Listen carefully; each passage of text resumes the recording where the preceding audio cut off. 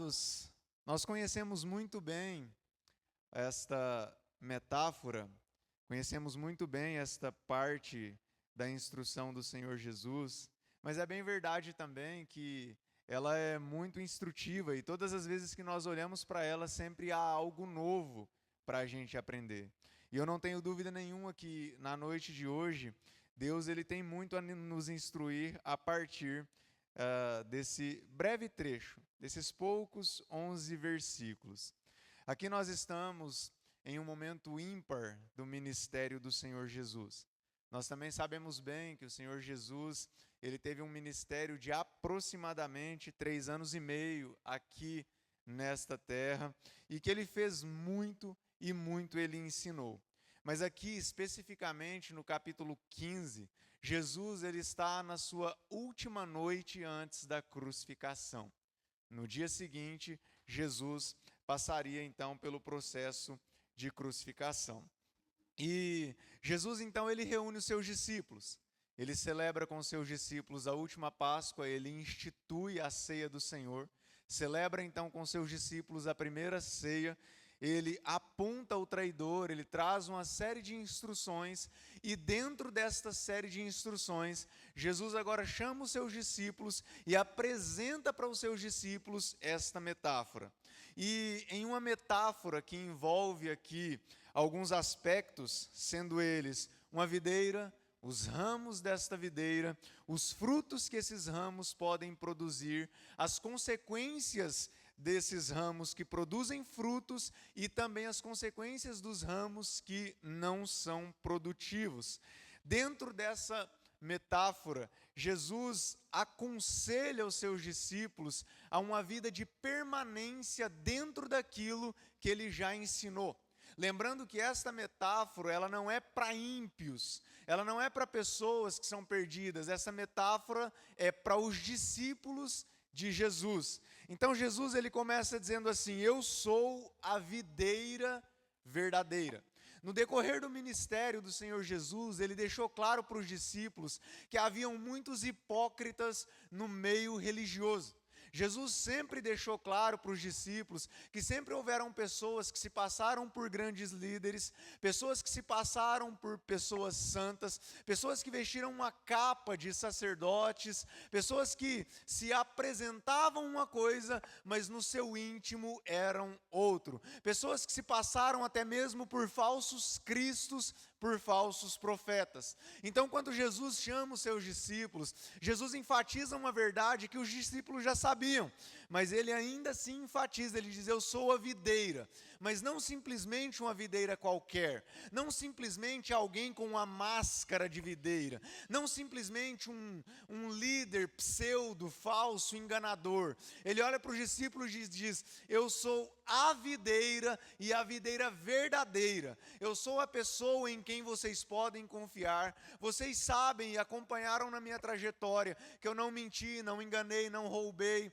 não fraudei ninguém. Jesus se apresenta diante dos seus discípulos como sendo a única videira capaz de arrogar para si aquela de ser a verdadeira, de ser o dono da verdade, de ser a própria verdade. Em outras palavras, ele ratifica aquilo que ele já tinha dito no início do seu discurso, quando ele diz: eu sou o caminho, a verdade e a vida. Jesus não é um hipócrita, ele não é um enganador e ele não é um falso líder. Jesus ele se apresenta como a videira, e não como qualquer videira, mas como uma videira verdadeira. E ele continua dizendo: meu Pai é o lavrador. Jesus ele está usando uma metáfora de um processo de agricultura, e ele está dizendo: assim como eu sou a videira, meu Pai é aquele que cuida da videira, é aquele que traz todo o cuidado necessário para o bom desenvolvimento da videira. E ele continua dizendo: todo ramo que estando em mim não der fruto, o lavrador corta, e todo o que dá fruto, o lavrador limpa, para que produza mais fruto ainda. Não é preciso ser um biólogo, um botânico, para poder entender que o ramo, ele é originado da planta. O ramo, ele ele é consequência da saúde e da qualidade da planta. Jesus, ele diz, eu sou a videira, e ele diz que há nele ramos. Jesus está olhando para os discípulos e dizendo assim, vocês que são meus discípulos, vocês foram originados de mim, vocês nasceram de mim. Jesus aqui, através dessa metáfora, ele está desenhando aquilo que Nicodemos não tinha entendido. Jesus, quando conversou com Nicodemos lá em João, capítulo 3, numa conversa noturna discreta, Jesus disse para Nicodemos, olha, ninguém vai herdar o reino de Deus se não nascer de novo. Nicodemos não compreendeu e Jesus explicou, para herdar o reino de Deus precisa nascer da água e do Espírito. Agora Jesus está conversando com os seus discípulos, pessoas que andaram com ele, que o conheceram, que ouviram as suas ministrações. A maioria desses discípulos amaram Jesus e experimentaram esse novo nascimento. Então Jesus está dizendo, vocês são os ramos, vocês nasceram de mim, vocês foram originados a partir de mim. Os ramos são consequências da videira, é a videira quem produz os ramos. E a videira produz os ramos com um objetivo, a produção de fruto. Então Jesus agora olhando para os seus discípulos, está trazendo um alerta muito importante, dizendo, olha, vocês são os ramos, experimentaram um novo nascimento, vocês existiram agora a partir de mim, experimentaram um nascimento espiritual, me conheceram, vivem comigo, estão vivendo um ministério que foi conduzido por mim, vocês estão aqui ao meu lado, são meus discípulos, porém, se ainda assim vocês não produzirem frutos, há um Deus que corta esses ramos da videira. E ainda que vocês produzam frutos, esse Deus não vai cortar, mas ele poda, ele limpa com o objetivo de que vocês, os discípulos, nós os discípulos, frutifiquemos ainda mais. E aí, poderíamos indagar qual que é o processo de limpeza. E Jesus diz no verso 3 para os discípulos, vocês já estão limpos. Observe que Jesus está falando com cristãos, com os seus discípulos. E ele está dizendo, vocês já estão limpos porque vocês já conhecem e já estão se esforçando para praticar a palavra que eu lhes tenho falado. Vocês já estão limpos por causa da palavra que lhes tenho falado. E ele diz, permaneçam em mim e eu permanecerei em vocês. Durante 3 anos e meio, houve um processo de ensino, houve um processo de discipulado na vida desses discípulos, e agora Jesus está consciente que a partir do dia seguinte, haveria uma mudança drástica na rotina desses discípulos. Esses discípulos que até então assistiam o seu mestre trabalhar, esses discípulos que até então cumpriam a ordem direta do seu mestre e que tinham o seu mestre ali às vezes para poder auxiliá-los quando eles falhavam, a partir do dia seguinte esses discípulos precisariam tomar para si uma responsabilidade um pouco maior no exercício do seu ministério. Algumas vezes Jesus diz para os discípulos, vão de 2 em 2, pregue o evangelho, expulsem os demônios, e às vezes os discípulos voltavam dizendo assim, houve um tipo de exorcismo que a gente não conseguiu fazer, e Jesus ia lá e resolvia o problema.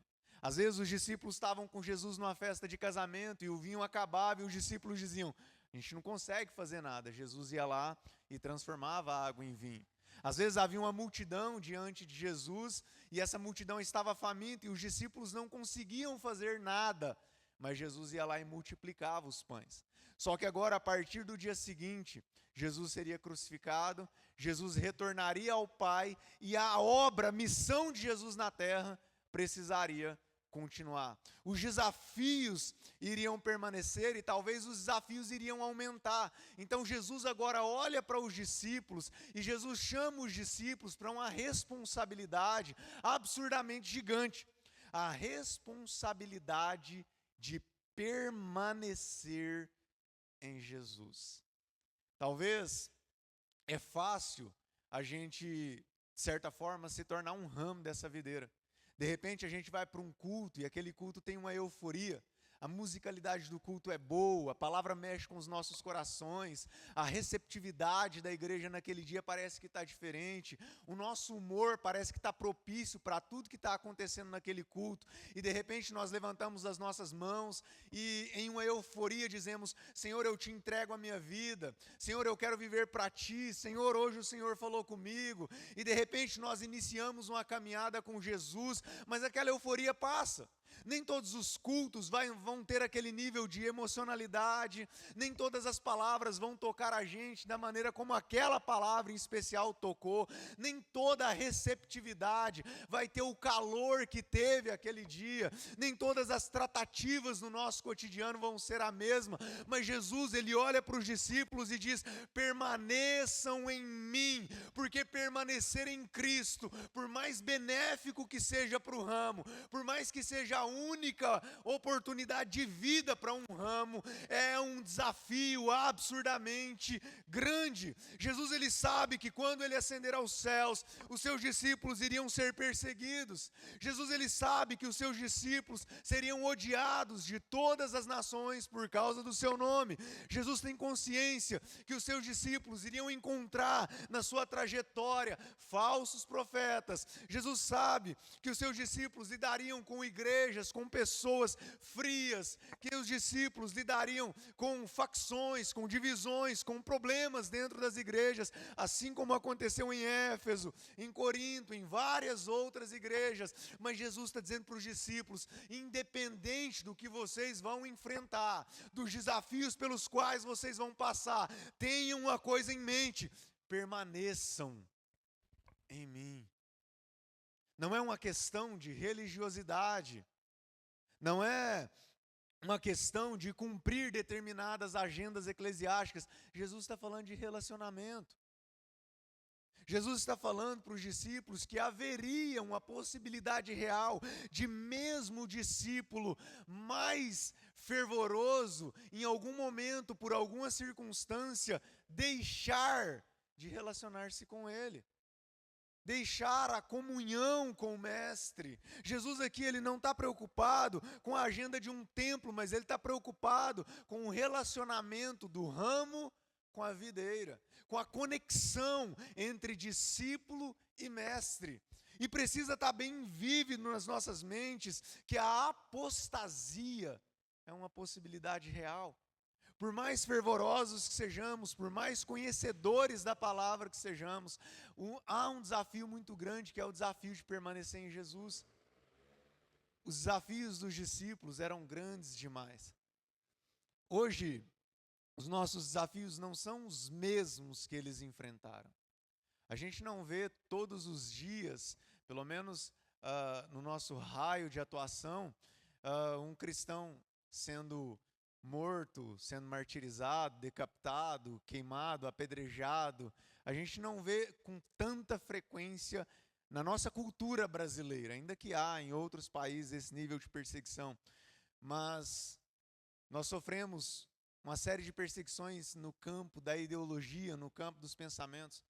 É muito fácil a gente encontrar alguém chamando a cristandade moderna de tola.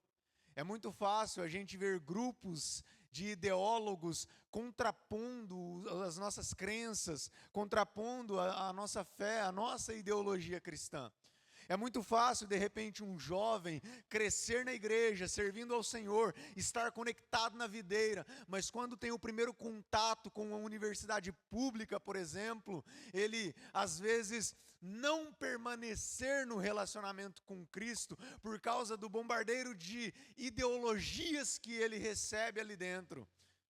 É muito comum também, às vezes, a gente abrir mão de um relacionamento com Cristo por causa de inclinações próprias do nosso coração, por causa de desejos que nascem dentro de nós, por causa talvez de um desejo de desfrutar dos prazeres que o mundo tem para oferecer. Então, sim, permanecer em Cristo é benéfico demais, mas é um desafio gigantesco. E se nós não refletirmos sobre esse desafio, nós podemos nos tornar presas fáceis e às vezes nos encontrar em um futuro muito próximo apostatados da presença de Jesus, como inúmeras pessoas que você e eu conhecemos, que às vezes nasceu na igreja, cresceu na igreja, nasceu servindo a Jesus e hoje não caminha mais com Cristo, hoje não desfruta mais da presença maravilhosa da videira.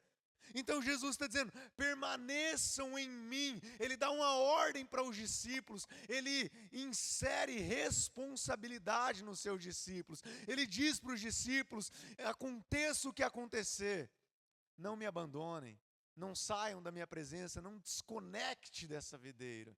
E em contrapartida, ele também se propõe, ele se autorresponsabiliza à medida que os discípulos permanecem com ele, ele diz, eu também permanecerei em vocês. É muito interessante um detalhe nesse versículo 4, que é a palavra em. Observe que Jesus não diz assim, eu permanecerei com, mas ele diz, eu permanecerei em. Porque é uma conexão muito profunda, o ramo e a videira, não há separação entre ambos, eles fazem parte de uma mesma estrutura. O que Cristo está dizendo é que Ele não simplesmente está ao nosso lado, Ele não simplesmente está compartilhando com a gente de alguns momentos da vida, mas Ele diz que Ele está em nós, Ele está na nossa estrutura, Ele está nos nossos pensamentos, nas nossas emoções, Ele é parte de quem nós somos.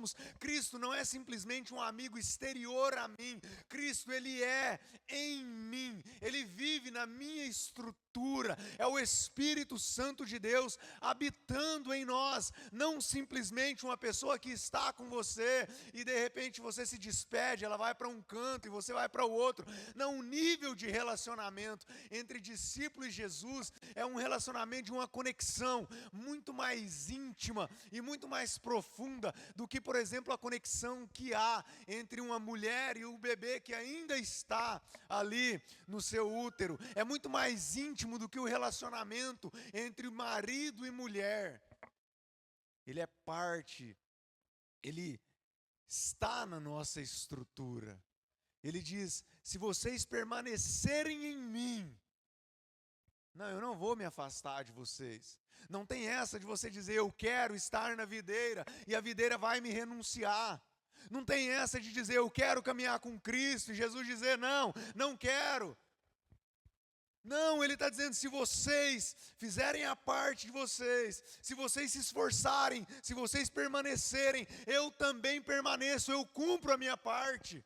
Eu não os abandono, eu não os deixo. Venha o que vier, se você disser a Deus, aconteça o que aconteceu, estou no Senhor. Deus também diz, aconteça o que aconteceu, estou em você. É uma via de mão dupla, mas é uma conexão muito profunda. E aí o resultado desta conexão, o texto nos diz, como o ramo não pode produzir fruto de si mesmo se não permanecer na videira, assim vocês não podem dar fruto se não permanecerem em mim. Então ele chama os discípulos a permanecer nele e ele dá uma palavra de alerta. Há possibilidade de apostasia, de renúncia, de desconexão. Mas saibam que se isso acontecer, o ramo, longe da videira, seca e morre. E a videira continua sendo videira. A videira, ela não depende do ramo para sobrevivência, para produção. A videira, ela continua sendo videira, e se um ramo lhe é arrancado, outros ramos produzirão fruto. Mas aquele ramo que foi arrancado, longe da fonte da vida, ele seca e ele morre. Jesus está dizendo para os discípulos, se vocês se desconectarem de mim, se vocês abandonarem a minha presença, vocês não terão vida. Vocês não produzirão frutos. Jesus deixa muito claro, dizendo assim: vocês não podem fazer nada se vocês não permanecerem em mim. Esta parte da metáfora, ela deve rasgar qualquer resquício de orgulho que houver em nós, de cima a baixo. Qualquer pessoa que pensa ser por si só bom, esse pensamento ele é quebrado nesse texto. Eu sou um bom marido, eu sou uma boa esposa. Qual é a causa disso?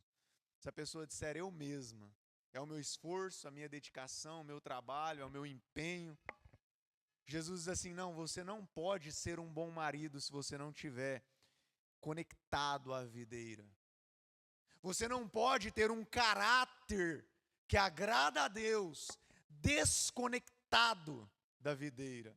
Você não pode exercer de maneira qualitativa o teu ministério desconectado da videira. Ele diz assim: sem mim, vocês nada podem fazer. O público original de Jesus ali, eu vou apresentar para vocês. Pedro, Tiago, João, no barquinho. Oh, a gente tem criança pequena, né? Lançaram a rede. Volta para o texto. São os discípulos de Jesus. Pedro, Tiago, Bartolomeu, Natanael, Judas, Simão, são os discípulos de Jesus. Essas pessoas que estão diante de Jesus foram treinadas pelo maior de todos os mestres. Às vezes, no nosso treinamento acadêmico, há uma possibilidade real de nós superarmos os nossos mestres e de produzirmos muito mais do que eles. Em algum momento, por exemplo, da caminhada, vamos citar aqui da irmã Jaqueline, ela teve alguém que a instruiu no trabalho que ela exerce. E pode ser que o trabalho dela hoje no salão seja superior à pessoa que a instruiu. Tem muitos pedreiros aqui na igreja que foram treinados por outros pedreiros. E talvez hoje exercem o seu trabalho sem a presença daquele mestre que o instruiu. E talvez exercem com um nível de qualidade muito maior. Tem pessoas aqui que passaram pela escola e talvez hoje são mais inteligentes do que os professores que tiveram lá e conseguem exercer a sua função talvez melhor do que o mestre que teve lá atrás. Mas Jesus agora está olhando para os seus discípulos e dizendo assim: no mundo espiritual, essa realidade não acontece. Jesus está dizendo: por mais que eu treinei vocês, instruí vocês, ensinei vocês, falei que vocês podem produzir obras maiores do que a minha, mas se eu não estiver com vocês, vocês não podem fazer nada. O ramo desconectado da videira não pode produzir fruto.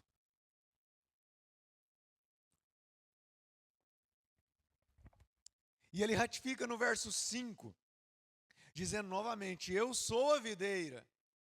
Jesus ele desenha muito bem a parábola, a metáfora. Vocês são os ramos.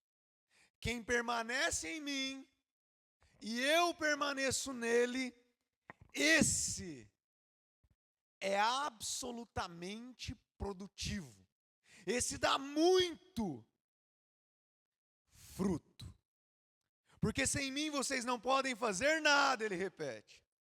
Se alguém não permanecer em mim, vai ser lançado fora, a semelhança daquele ramo que é arrancado da videira, seca, lança no fogo e queima. Mas se vocês permanecerem em mim e as minhas palavras permanecerem em vocês, vocês terão as orações atendidas. E nisto, o meu Pai é glorificado, que vocês deem muito fruto.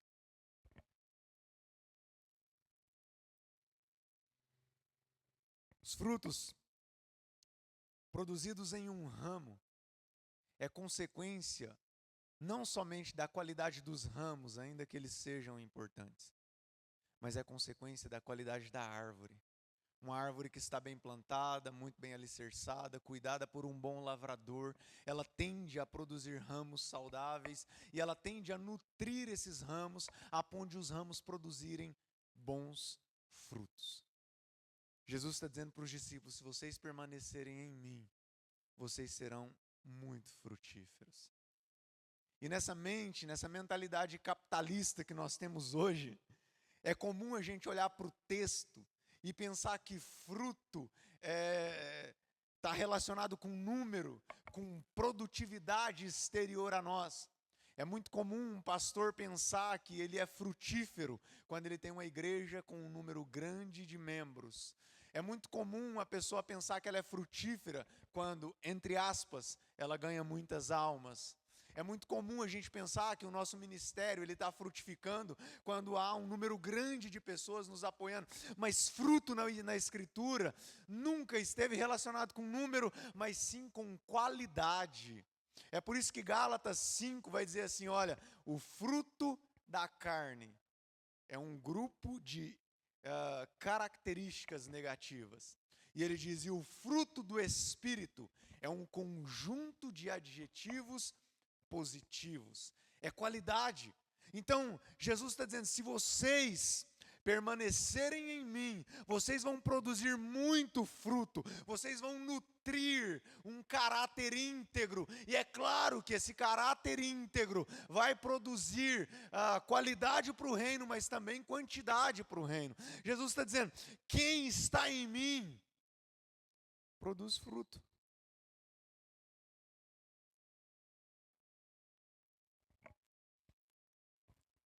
E aqui nós percebemos a importância de frutificar no reino de Deus. No verso 8, Jesus ele começa a apontar qual é o resultado de um discípulo que frutifica. O primeiro resultado que ele aponta é a glorificação de Deus. Quando o ramo ele está conectado à videira e quando esse ramo ele começa a produzir fruto, Deus é glorificado nesse ramo. Dificilmente, por mais que isso daqui seja uma metáfora, mas se nós olhássemos para uma videira, literalmente falando, dificilmente nós chegaríamos em uma videira toda cheia de uva, desfrutaríamos da uva, quem gosta, eu gosto demais, né? Dificilmente a gente chegaria e iria dizer assim, meu Deus, que ramo bonito, que ramo maravilhoso, que ramo espetacular, né? Normalmente a gente olha para o fruto, né? E a gente elogia ali o fruto e através do fruto a gente enfatiza a qualidade da árvore como um todo. Como essa árvore é produtiva, é maravilhosa, é abençoada, olha quantas uvas ela produziu, né? E Jesus, ele diz que quando nós produzimos esses frutos, não é para a glória do ramo. Quando uma pessoa ela tem essa conexão com Jesus e a vida dela começa a ser transformada, a glória é toda apontada para Deus. Nós éramos improdutivos, estávamos mortos nos nossos pecados e delitos, andávamos longe do Senhor. Mas quando Cristo nos chamou à sua presença, o nosso caráter começou a ser forjado. Uma integridade distinta dessa integridade do mundo começou a ser construída em nós. E as pessoas começaram a olhar para nós e perceber esse fruto e dizer, olha como você é diferente. O seu sorriso é diferente, a maneira como você conversa é diferente, a maneira como você faz negócio é diferente, a maneira como você trata as pessoas é diferente. Há algo maior em você. E aí naquele momento quando você diz Cristo me salvou, é o ramo apontando para a fonte da sua vida, é o ramo dizendo não, eu não vim, eu não produzi de mim mesmo, eu não sou a minha fonte de nutrientes, eu tenho alguém que me sustenta, que me alimenta, alguém que me nutre, alguém que dá para mim tudo o que é necessário para a produção desses frutos que você está vendo. Há alguém que é superior a mim, mas que cuida bem de mim. Há alguém que está acima de mim, mas que me usa para a produção de frutos. E nesse momento Deus, Ele é lembrado, Ele é conhecido, Ele é glorificado por meio do fruto que os ramos, que foram produzidos nos ramos. O segundo, ele diz assim: assim mostrarão que são meus discípulos. Em outra metáfora, Jesus já tinha ensinado aos seus discípulos, dizendo assim: pelo fruto você conhece a árvore. E aqui, mais uma vez, ele está dizendo assim: quando vocês produzem fruto, vocês evidenciam que são os meus discípulos. A contraposição a essa frase é o que causa um certo desconforto em algumas pessoas. Se não há fruto, também há um indicativo claro de que a pessoa não está conectada na videira. Observe, ele diz: vocês mostrarão que são os meus discípulos. A partir do quê? Da produção de fruto, que é consequência do ramo que está conectado na videira. Se a videira é saudável, e que é Jesus. Se os ramos nasceram dessa videira, e Jesus está dizendo, o ramo que não produz fruto, o lavrador corta. Então, se o ramo ainda está ali, é porque ele tem que produzir. A produção de fruto é consequência do relacionamento com Jesus. Observe que produção de fruto não é, mais uma vez, você cumprir tudo o que uma igreja determinada determina para você. Não. A produção de fruto é a construção da vontade de Cristo nas nossas ações, emoções e cognição. É quando Cristo entra nas nossas vidas e há uma transformação, e essa transformação é percebida em todas as esferas do nosso ser. É quando a pessoa roubava e agora ela não rouba mais, motivada em agradar a Deus. É quando uma pessoa era adúltera, mas agora ela é fiel e mantém fidelidade, não com o objetivo de não perder o cônjuge, mas com o objetivo de glorificar a Deus. É uma transformação genuína. Então o fruto, ele evidencia o relacionamento entre discípulo e mestre. Se há alguém que não está frutificando, há um sério problema. E o problema é que esta pessoa ainda não foi enxertada nessa videira. Não está conectada com Cristo. E Jesus continua dizendo: como o Pai me amou, eu também amei vocês. Olha a sensibilidade de Jesus.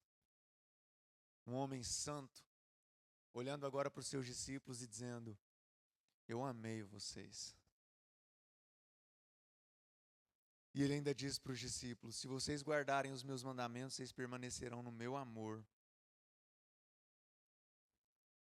Nós servimos um mestre emocionalmente sensível, no sentido de que ele cuida de todas as áreas das nossas vidas e da área emocional também.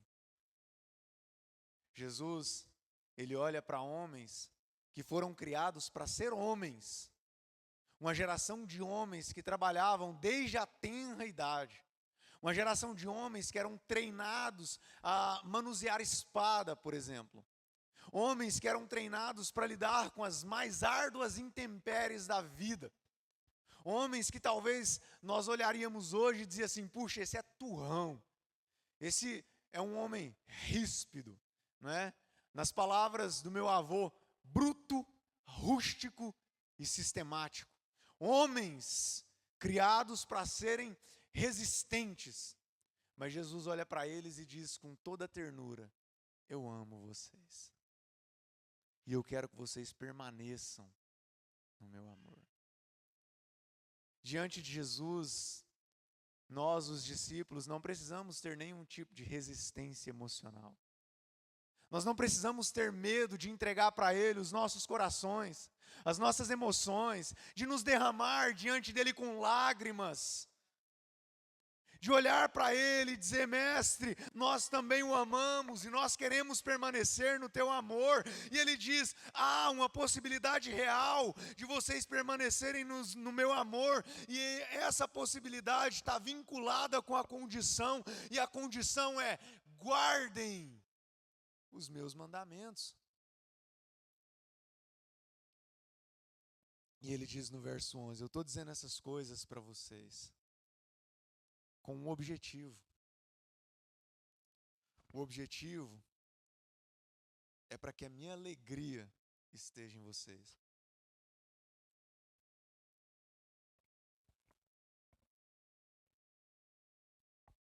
Alguns detalhes tendem a passar tão despercebidos nas nossas mentes. E Jesus está dizendo aqui: eu estou falando essas coisas para vocês, coisas sérias, importantes, alguns alertas. E Jesus não está dizendo assim: eu estou falando para que vocês se tornem alegres, para que vocês fiquem alegres, para que vocês encontrem a alegria. Jesus está dizendo: é para que a minha alegria. É óbvio. Jesus está dizendo assim: eu estou feliz. Eu estou alegre. Na véspera da minha crucificação, na véspera do dia em que eu vou enfrentar talvez o nível maior de dor e vergonha que eu já enfrentei em toda a minha existência, que é eterna. Estou na véspera em que vai chegar o dia das pessoas me cuspirem, zombarem de mim, me ridicularizarem. Estou à véspera de sangrar, de sofrer, de me humilhar, mas eu estou feliz. E eu estou falando para vocês porque eu quero que a minha alegria esteja em vocês. Eu não quero apenas estar feliz, mas eu quero que os meus discípulos compartilhem comigo da minha alegria. E ele ainda vai além dizendo assim: e a alegria de vocês seja completa. Em toda metáfora, Jesus não prometeu saúde, Jesus não prometeu riqueza, e Jesus não prometeu conhecimento absurdo, humanamente falando. A maioria das pessoas hoje buscam a felicidade em um desses três aspectos. As pessoas buscam a felicidade na saúde. Elas dizem: se eu tiver saúde, se meu corpo estiver no vigor total, para mim já basta, já é motivo para eu ser feliz. Elas estão dizendo por contraposição que se a enfermidade pegar, elas ficam tristes. Outras pessoas dizem: se eu conquistar o carro do ano, se eu comprar a casa própria, se eu galgar um posto melhor na empresa que eu trabalho, se eu conseguir empreender e tiver sucesso, se eu conseguir riqueza, aí sim eu serei feliz. Outras pessoas dizem: não, eu não me importo tanto com a saúde ou dinheiro, desde que eu tenha um intelecto elevado. Só que Jesus aqui está dizendo: a fonte da alegria dos ramos é estarem conectados na videira. Cristo é a fonte absoluta e única necessária para a alegria do verdadeiro discípulo. Ele diz para os seus discípulos: eu estou dizendo estas coisas para que a minha alegria esteja em você e a alegria de vocês seja completa. Uma alegria completa significa que, por obviedade, ela não precisa de mais nada, ela já é completa. Então, Jesus está dizendo para os discípulos: se vocês estiverem em mim e eu em vocês, vocês vão experimentar de uma alegria genuína, profunda e verdadeira. E o apóstolo Paulo, ele escreve lá em Gálatas 5, dizendo assim: o fruto do Espírito é, dentre os 9 adjetivos colocados ali, ele cita alegria. Porque o relacionamento com Cristo é suficiente para fazer o coração de um verdadeiro discípulo saltar de alegria. Só mesmo um verdadeiro discípulo vai perder todos os seus bens, vai perder a sua liberdade, vai perder a sua honra diante dos homens, vai ser chicoteado várias vezes e vai dizer assim: eu me alegro por ter sido achado digno de padecer por Jesus. Paulo entendeu que a alegria dele não estava condicionada com os aspectos dessa terra, porque ele estava conectado na videira. Somente um discípulo genuíno, ao estar à beira da morte, olha para o céu e diz: Pai, não lhes impute esse pecado, como Estevão estava dizendo. Porque Estevão não estava preocupado consigo, ele já tinha consciência da graça de Cristo sobre a vida dele, mas preocupou-se com seus opressores, porque ele estava conectado na videira. Que nós saiamos daqui essa noite com um objetivo profundo nas nossas vidas, de permanecer nessa videira. Que nada, nem ninguém, nem circunstância alguma tire você da videira. Pastor, eu ainda não estou nessa videira, o que eu faço? Ora ao Senhor e diz: Jesus, me enxerta logo no Senhor, me regenera, me salva, me cura, me aceita, me recebe na tua presença e comece a fazer parte da vida de Cristo, e sem dúvida alguma Ele vai habitar em você, vai fazer morada em você. Amém?